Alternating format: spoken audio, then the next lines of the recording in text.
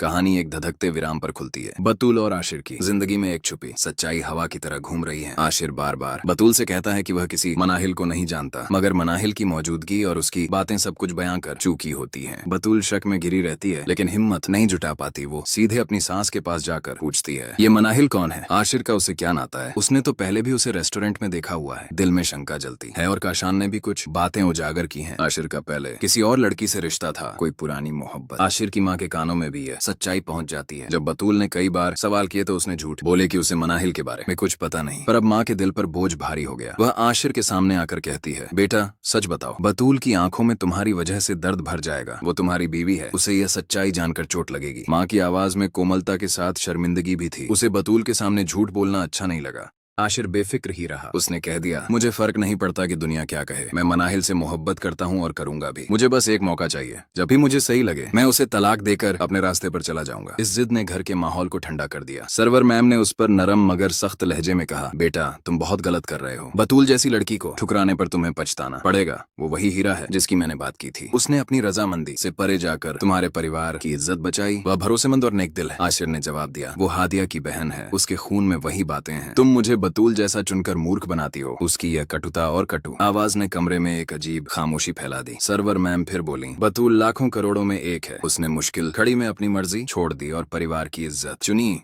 ऐसी लड़की को कैसे भुला दोगे? पर आशिर का दिल मनाहिल की तरफ खींचा जा रहा था और उसका अहंकार बतूल की अच्छाई देखना ही नहीं चाहता था। इधर काशान ने अपनी चालें चलना बंद नहीं किया। वह सेंध लगा रहा था। हादिया के साथ की गई बेइज्जती और झूठ का बदला अब बतूल की जिंदगी में भी असर दिखने वाला था। हादिया टूट चुकी थी। उसने अपनी मोहब्बत के लिए सब कुछ दांव पर लगा दिया था और अब दर्द के सहारे बदला मांग रही थी। जब उसने कहा, काशान तुम्हें दुनिया में सुकून नहीं मिलेगा। काशान का चेहरा हंस पड़ा। उसमें कुछ ठंडी खुशी और बेशर्म अहंकार झलक रहा था। काशान ने खुलकर कहा कि उसकी योजना अभी बाकी है। बतूल का घर टूटे, उसे तलाक लेकर मनाहिल से शादी कर ली जाए, ऐसा तमाशा रचा जाए कि दोनों बहनों की जिंदगी बिखर जाए। उसके शब्दों में जो निर्ममता थी, उसने उसकी माँ की आंखों में आग भर दी। काशान की माँ जब यह सब देख रही थी तो उसे अपने बेटे पर हैरानी और शर्म आई। उसने उसे थप्पड़ जड़ दिया और कहा, इतना गिरना, मर जाओ तो बेहतर है, मैं तुम्हारे लिए शर्मिंदा हूँ। पर काशान का जवाब और भी ठंडा था, अभी तो मैं और गिरूंगा, बतूल को मैं और तन्हा कर दूंगा, आशिर का भी मजाक बनाऊंगा। हादिया टूटे हुए दिल के साथ काशान से कहती है कि उसकी हर साजिश का हिसाब अल्लाह के सामने आएगा।